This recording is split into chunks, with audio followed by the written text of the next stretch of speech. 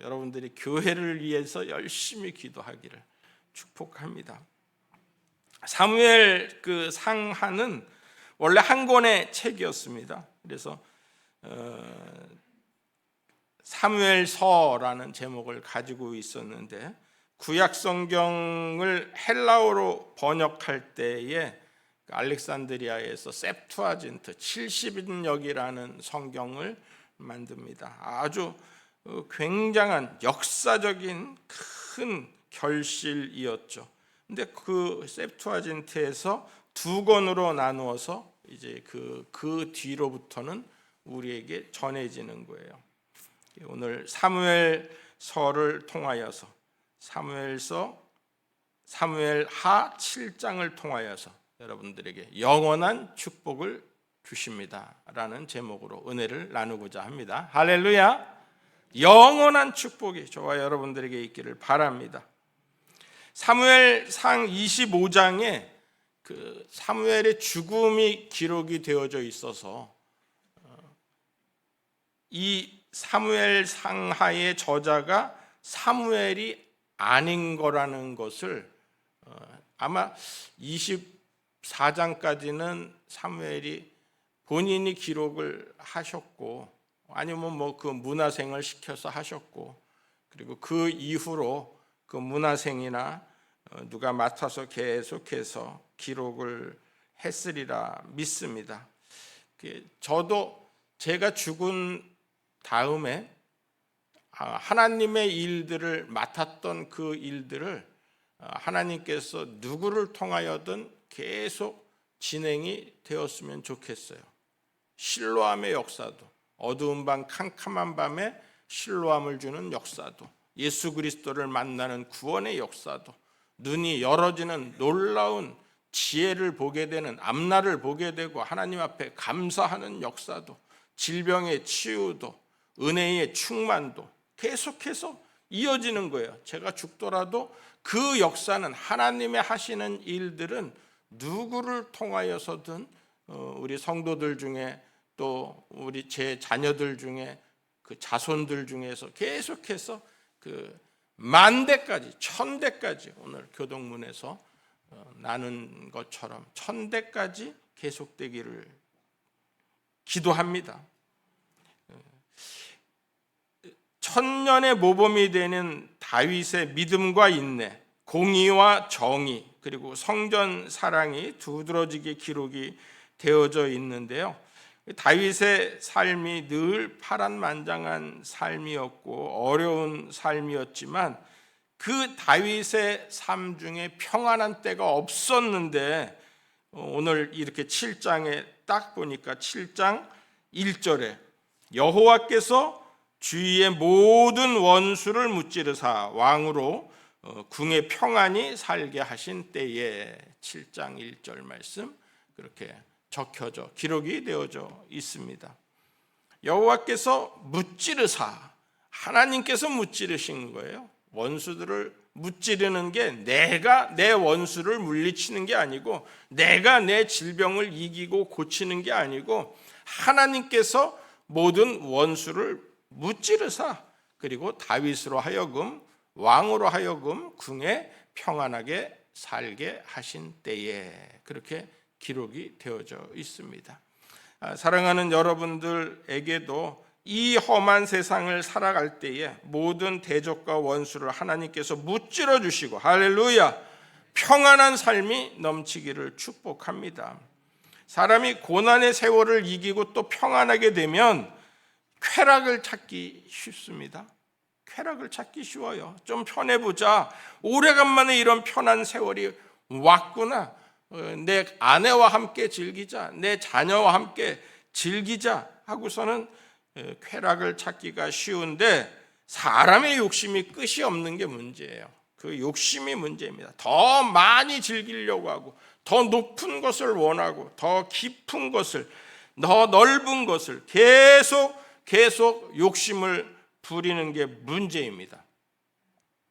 개 한 마리가 큼지막한 고기 덩어리를 하나 물고 아주 신나게 가서 나 혼자만의 장소를 찾아가지고 이걸 먹어야 되겠다 생각을 하고서는 가는데 다리가 있어요. 다리를 건너가다가 잠깐 물속을 보니까 아니 개 한 마리가 나보다 더 큰 고기 덩어리를 물고 있는 거예요. 그래서 그것을 뺏어 먹으려고 막 사납게 컹컹컹 하고서는 짖는데 자기 고기가 물속에 톡 하고 빠져버린 거예요. 그래서 그 물속에 있는 개의 고기도 못 뺏어 먹고 내 고기도 못 먹고 그렇게 잃어버리는 게 그게 욕심이라는 거죠. 네.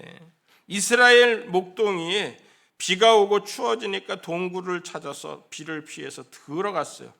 들어가 보니까 안에 산양들이 그냥 들양들이 그냥 가득하니 같이 비를 피하고 있는 거예요. 야, 이놈들을 내가 수지 맞았구나. 이놈들을 다 내 소유로 해야 되겠다 하고서는 목동이 그 양을 돌보듯이 자기 양을 돌보듯이 자기가 가지고 있던 그 양의 사료도 좀 주고 그리고 물도 좀 주고 그렇게 해서 그 양에게 배부르게 했어요. 이제 점점 동굴 안이 좀 따뜻해져서 피곤해서 잠깐 눈을 붙이고 떠보니까 산양들이 다 도망갔어요. 아이고 한 마리도 못 찾았네 하는 이 산양들은 고마움도 모르네 그런 마음으로 동굴 밖에 나왔더니 자기 양들이 비 맞고 추워서 오들오들 떨다가 기절하고 죽은 양들이 그렇게 절반이나 되는 거예요. 자기 양들까지 잘 관리하고 들어서 비를 피하게 애썼으면 손해는 보지 않고 오히려 산양들과 함께 자기의 욕심을 채울 수 있었을 텐데 그 산양들을 전부 자기 것으로 하려고 하는 욕심이 이런 결과를 낳게 되었다라는 겁니다. 신문에 보면 보험금을 타내려고 남편을 죽이고 딸을 죽이는 얘들이 심심치 않게 잊을만 하면 나오고 하는 내용들도 있습니다. 인간이 이런 욕심들이 있는데 성경은 하나님의 말씀은 예수님은 욕심을 경계하고 있다라는 거예요. 성경의 여러 곳에서 욕심을 경계합니다. 갈라디아서 5장 24절 그리스도 예수의 사람들은 육체와 함께 그 정욕과 탐심을 십자가에 못 박았느니라. 야고보서 1장 14절 15절 오직 각 사람이 시험을 받는 것은 자기 욕심에 끌려 미혹됨이니 욕심이 잉태한즉 죄를 낳고 죄가 장성한즉 사망을 낳느니라 라는 말씀이 그 뒤에 유명한 말씀이잖아요. 그 뒤에 이어지고 있습니다. 에베소서 4장 22절 너희는 유혹의 욕심을 따라 썩어져가는 구습을 따르는 옛사람을 벗어버리고 예수님도 가시떨기에 뿌려진 그 씨앗을 가지고서는 또 그 마가복음 4장 19절에 그런 말씀을 하죠.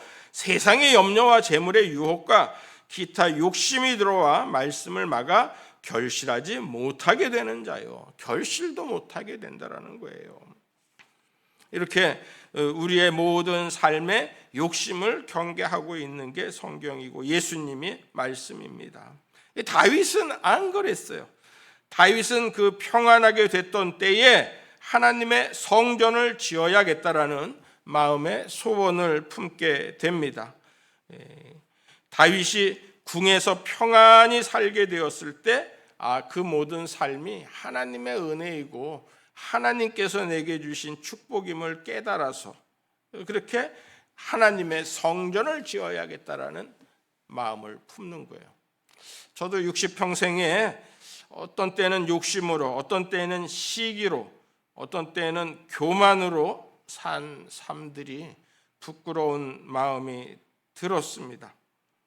우리 교회 지난 29년 동안 파란만장한 세월을 보내면서 그래도 하나님이 도우심으로 위기 속에서 여기까지 인도함을 받은 것 아닙니까?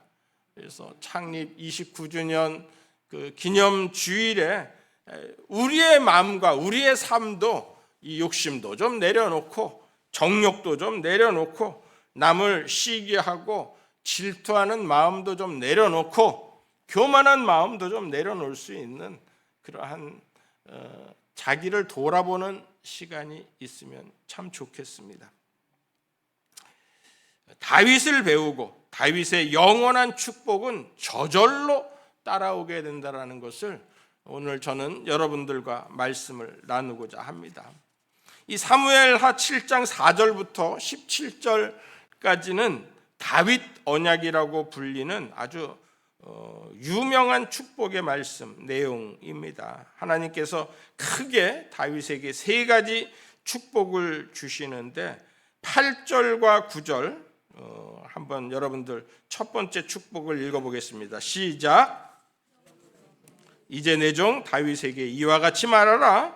만군의 여호와께서 이와 같이 말씀하시기를 내가 너를 목장 곧 양을 따르는 데에서 데려다가 내 백성 이스라엘의 주권자로 삼고 내가 가는 모든 곳에서 내가 너와 함께 있어 내 모든 원수를 내 앞에서 멸하였은즉 땅에서 위대한 자들의 이름같이 내 이름을 위대하게 만들어 주리라. 아멘.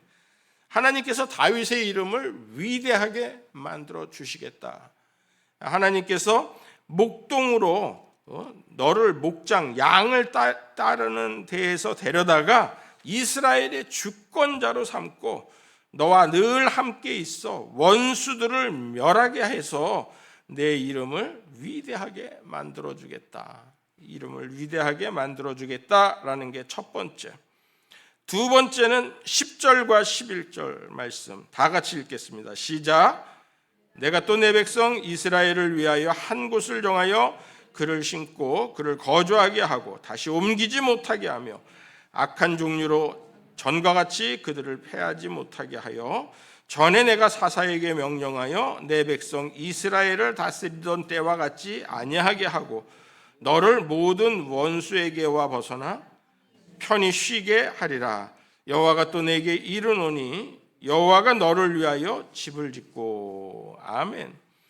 대적에게서 벗어나 평안하게 하리라 라는 것이 두 번째 축복이고, 셋째는 이제 12절부터 우리가 오늘 살펴볼 영원한 후손의 복을 주시는 거예요. 우리가 마태복음 1장 1절에 아브라함과 다윗의 자손 예수 그리스도의 계보라 하고서는 나와 있는 말씀처럼 그 다윗의 자손을 통하여서 예수 그리스도가 오시고 예수님으로 말미암아 이렇게 하나님의 뜻이 완성이 되고, 그래서 그 천년의 하나님께서 천년의 은혜를 내려가는 모범이 되는 다윗의 이름을 이렇게 높이 세우고 있다라는 거죠.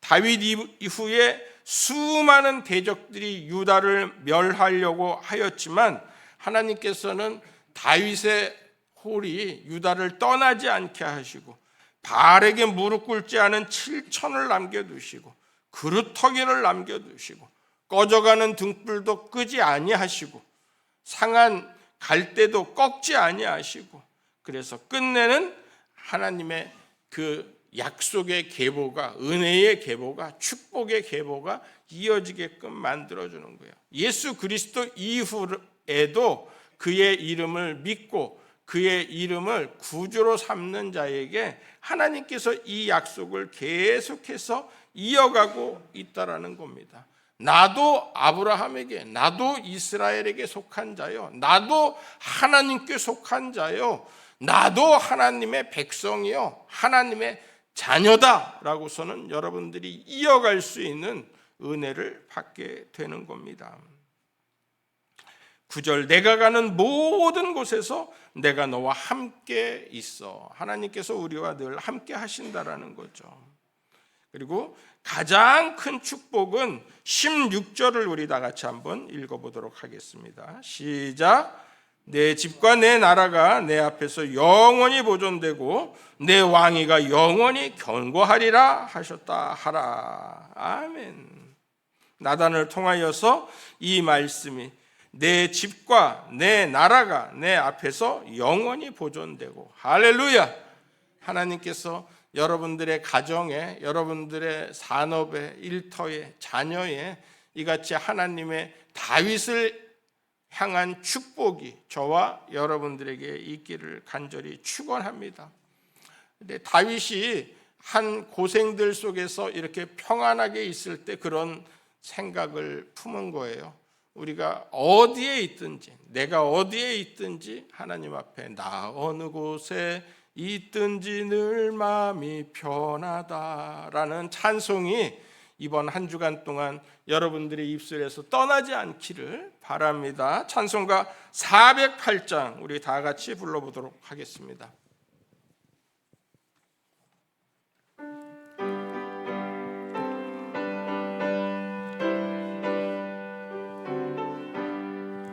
나 어느 곳에 있든지 늘 마음이 편하다. 주 예수 주신 평안함 늘 충만하도다. 나의 마음속이 늘 평안해. 나의 마음속이 늘 평안해. 악한 죄 파도가 많으나 마음이 늘 평안해. 내 맘에 솟는 영생수 한없이 흐르니 목마름 다시 없으며 늘 평안하도다. 나의 마음속이 늘 평안해. 나의 마음속이 늘 평안해. 악한 죄 파도가 많으나 마음이 늘 평안해. 참되신 주의 사랑을 형언치 못하네. 그 사랑 내 맘 여시고 소망을 주셨네. 나의 마음속이 늘 평안해. 나의 마음속이 늘 평안해. 악한 죄 파도가 많으나 마음이 늘 평안해. 주 예수 온갖 고난을 왜 몸소 당했나. 주 함께 고난 받으면 멸류가 없겠네. 나의 마음속이 늘 평안해. 나의 마음속이 늘 평안해. 악한 죄 파도가 많으나 마음이 늘 평안해. 이 험한 세상 사는 동안에 주님이 저와 여러분들과 교회 위에 늘 함께 하셔서 성령의 충만함으로 말미암아 여러분들이 평안한 삶을 누리기를 축복합니다. 암 환자를 늘 맞이하면서 호스피스 일을 하시는 목사님이 그런 간증을 하시는 거예요. 이분이 한 1,400여 명의 임종을 이렇게 천국으로 인도하는 그러한 일들을 감당을 했다고 그러시더라고요. 근데 모든 사람이, 아니 거의 다가, 모든 그러면 너무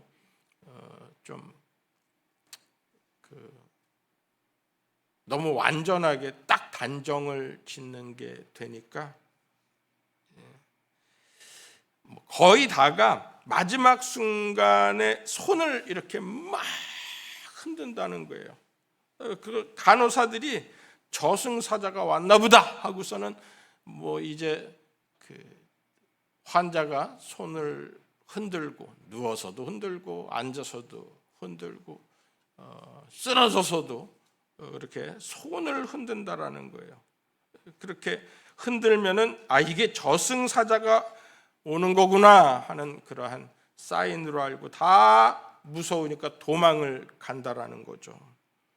그때에 이 목사님이 하시는 거예요. 자녀들에게, 유족들에게 무서울 하실 것 없습니다. 잡을 게 없으니까 마지막 신날 같은 수명과 희망이라도 잡으려고 하는 몸부림입니다 하면서 그 손을 흔들고 있는 손을 어떻게든지 목사님이 잡아 주신다라는 거예요. 그리고 말씀을 읽는다라는 거죠. 요한복음 11장 25절 26절 예수께서 이르시되 나는 부활이요 생명이니 나를 믿는 자는 죽어도 살겠고 무릇 살아서 나를 믿는 자는 영원히 죽지 아니하리라. 이것을 내가 믿느냐? 그러니까 그때 잠잠해지는 일들을 많이 겪는다는 거예요. 시편 23편도 읽어준다라는 거죠. 우리 같이 한번 시편 23편 시편 23편은 제가 읽겠습니다. 여호와는 나의 목자시니 내게 부족함이 없으리로다. 그가 나를 푸른 풀밭에 누이시며 쉴 만한 물가로 인도하시는도다. 내 영혼을 소생시키시고 자기 이름을 위하여 의의 길로 인도하시는도다. 내가 사망의 음침한 골짜기로 다닐지라도 해를 두려워하지 않을 것은 주께서 나와 함께 하심이라. 주의 지팡이와 막대기가 나를 안위하시나이다. 주께서 내 원수의 목전에서 내게 상을 차려주시고 기름을 내 머리에 부으셨으니 내 잔이 넘치나이다. 내 평생의 선하심과 인자하심이 반드시 나를 따르리니 내가 여호와의 집에 영원히 살리로다 하는 그 다윗의 시를 읽어주면은 이 모든 환자들이 임종을 앞둔 환자들이 잠잠해진다라는 거예요. 세상이 우리를 어찌하지 못한다라는 거예요. 마귀가 우리의 영혼을 빼앗아가지 못하게 이렇게 목사님을 통하여서 병상의 마지막 순간까지 지켜준다라는 거예요.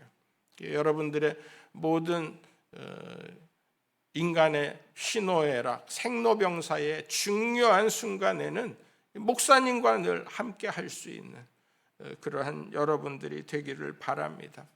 집안에 장례가 났을 때 마찬가지예요. 그분이 믿지 않는 분이더라도 여러분들이 이분 우리 목사님 통해서 장례를 치르게 함으로써 우리가 좀 믿음의 마지막 삶을 예배를 드려보자 하고서는 여러분들이 권면하면은 참 좋은 일들이 있지 않을까 그런 생각을 갖습니다. 예수 십자가의 보혈의 능력은 불가능한 일들을 가능케 하고 우리의 삶을 영원으로 인도하게 하는 거예요. 우리의 모든 씻을 수 없는 죄를 씻으시고 병을 고치시고 우리의 생명을 파멸해서 속량해 주신다라는 겁니다. 이 다윗의 축복이 아브라함의 축복과도 연관이 되어져 있는 걸 여러분 혹시 알고 계세요? 아브라함의 축복은 창세기 12장 1절부터 3절까지가 가장 대표적이잖아요. 여호와께서 아브라함에게 이르시되 너는 너의 고향과 친척과 아버지의 집을 떠나 내가 네게 보여줄 땅으로 가라. 내가 너로 큰 민족을 이루고, 여기 다윗의 축복이 큰 민족을 이루겠다라는 말씀 나와 있잖아요. 내게 복을 주어 내 이름을 창대하게 하리니, 이름을 위대하게 만들어주겠다라는 말이 다윗의 축복과도 같잖아요. 너는 복이 될지라, 복덩이가 되는데 너를 축복하는 자에게는 내가 복을 내리고 너를 저주하는 자에게는 내가 저주하리니 원수들을 대적에게서 다 벗어나게 하겠다, 평안하게 하겠다 하시는 게 다윗의 축복이잖아요. 땅의 모든 족속이 너로 말미암아 복을 얻을 것이라 하시니라.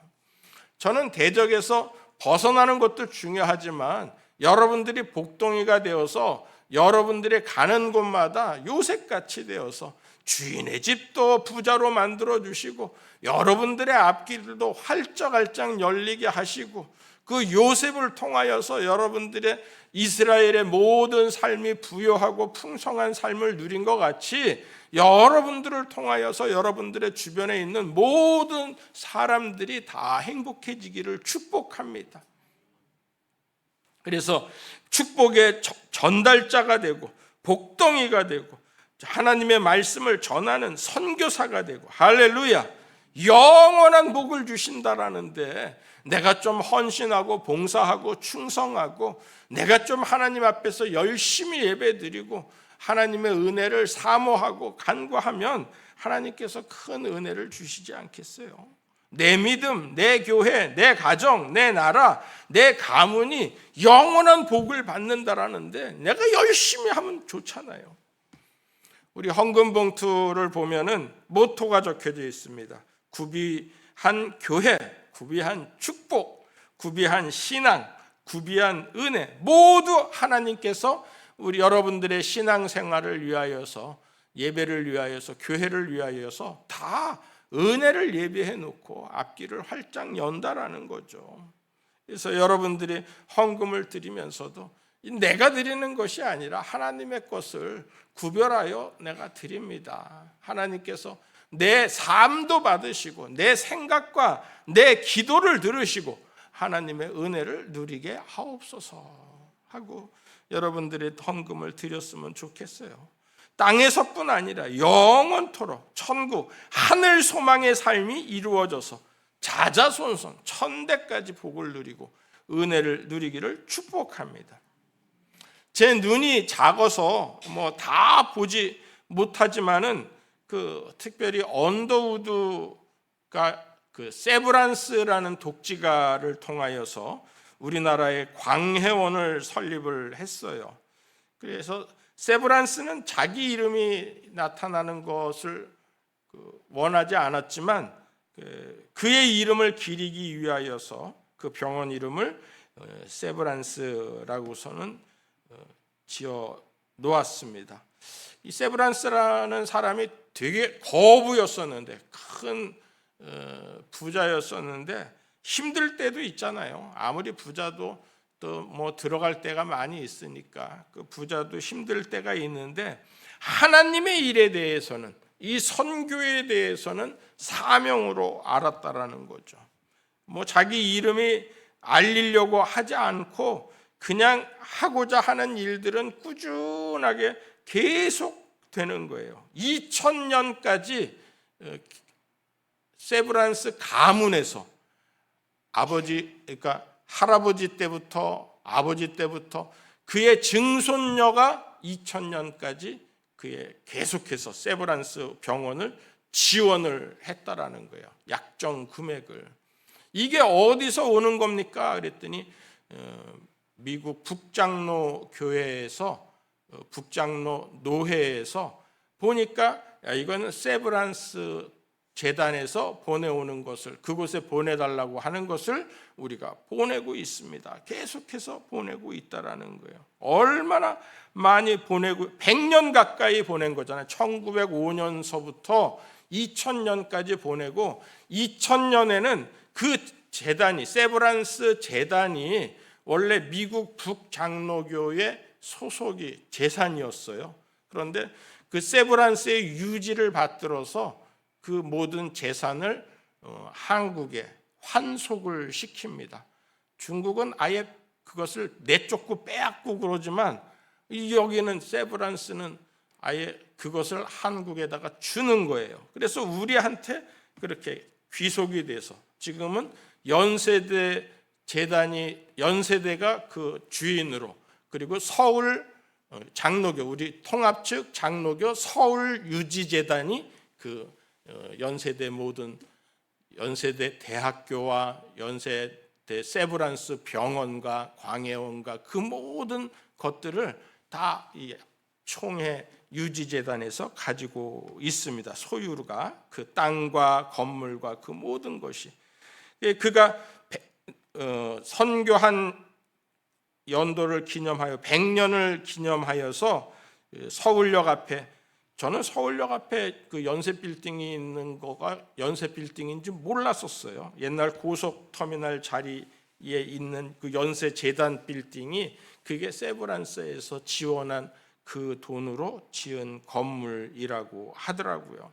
이렇게 놀라운 일들을 했는데 어떻게 해서 이런 일들을 결심하고 지속시키게 되었습니까? 라고서는 물어보니까 아버지가 하는 일들을 아들이 계속 이어받으니까 자기네가 계속해서 부자가 된다라는 거예요. 하나님께서 계속해서 은혜를 주신다라는 거예요. 그게 사명이라는 거예요. 오하이오 주에 클리브랜드라는 도시가 있는데 그 도시의 가장 명문 가문이 이 세브란스 가문이고, 또 의사 가문으로서 계속해서 내려오고 있고, 그리고 록펠러의 버금가는 석유 재벌이 또 그 안에서 나와서 아주 클리브랜드의 아주 큰 재력가로 그렇게 생활을 하고 있다라고 합니다.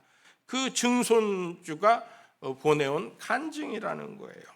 하나님께서 이렇게 자자손손 복을, 여러분들이 한번 한 좋은 일들을, 성전을 사랑하고 하나님의 뜻을 행하고 하나님의 영광을 바라는 일들을 하나님께서 이렇게 귀하게 사용하여 주신다라는 거죠.